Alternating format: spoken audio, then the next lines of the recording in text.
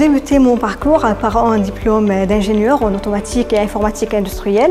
Puis j'ai réalisé une thèse à l'Université de Lille dans le domaine de la fusion de données multicapteurs appliquées à la robotique mobile.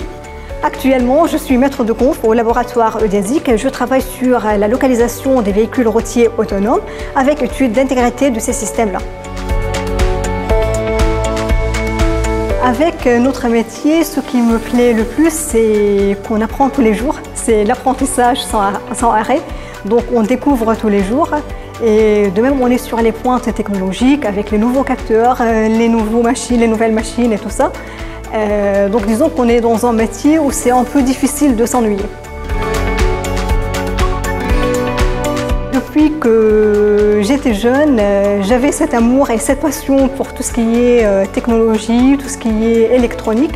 J'aimais vraiment jouer avec des voitures, ouvrir les voitures, voir comment ça fonctionnait, comment les câbles sont reliés. Je pense qu'une partie encore de ma passion pour les sciences, ça provient de mon père qui était un prof de maths.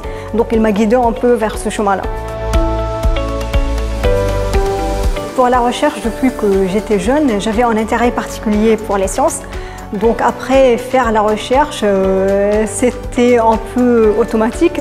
J'avais, disons, un parcours qui était déjà tracé, faire un diplôme d'ingénieur, faire une thèse, sans avoir vraiment un recul pourquoi je veux faire une thèse, mais c'était vraiment l'intérêt aux sciences.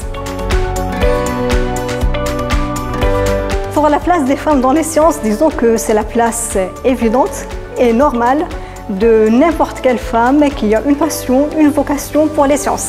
Si comme on met un peu en doute leur place vraiment dans ce domaine-là, et comme si on dit implicitement, ce sont des places qui sont réservées pour les hommes, alors que ce n'est pas le cas. Je pense qu'à un instant donné, il faut qu'on s'arrête de poser cette question-là. C'est la place évidente, c'est notre place évidente.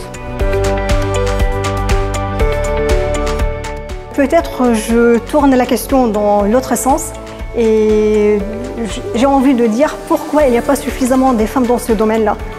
Si on regarde, la femme constitue finalement 50% de la population, alors que dans notre domaine, qui est le domaine de l'automatique et de la robotique, on est juste 20%. Donc la question qui se pose, c'est pas pourquoi il faut avoir des femmes dans les sciences, plutôt il faut poser pourquoi il n'y a pas suffisamment de femmes dans les sciences. Et là, je pense que le problème, c'est plutôt problème d'éducation, qu'il faut le revoir. Et ce n'est pas un problème de compétences ni de capacité, sûrement pas. C'est pour cela donc je pense qu'un effort principal doit être fait au niveau des écoles, des lycées et des collèges. Pour le sexisme, disons que ce n'est pas du sexisme dans le sens propre, mais actuellement ce qu'on entend lorsqu'on parle de la parité et tout ça, dans notre domaine on entend trop de commentaires qui disent vous êtes une femme, vous allez arriver plus facilement, vous avez plus de chances que les hommes, alors que ce n'est pas le cas. Je prends un exemple très simple qui est l'histoire des postes, des concours. Il n'y a pas un quota pour les femmes. Donc de dire que les femmes arrivent plus facilement, c'est pas vrai, c'est pas juste. Et de même, en disant ça, c'est comme si on met en cause la réussite et les compétences de ces femmes. Donc je pense que c'est ce qui me dérange le plus dans notre domaine et même en général lorsqu'on parle de parité.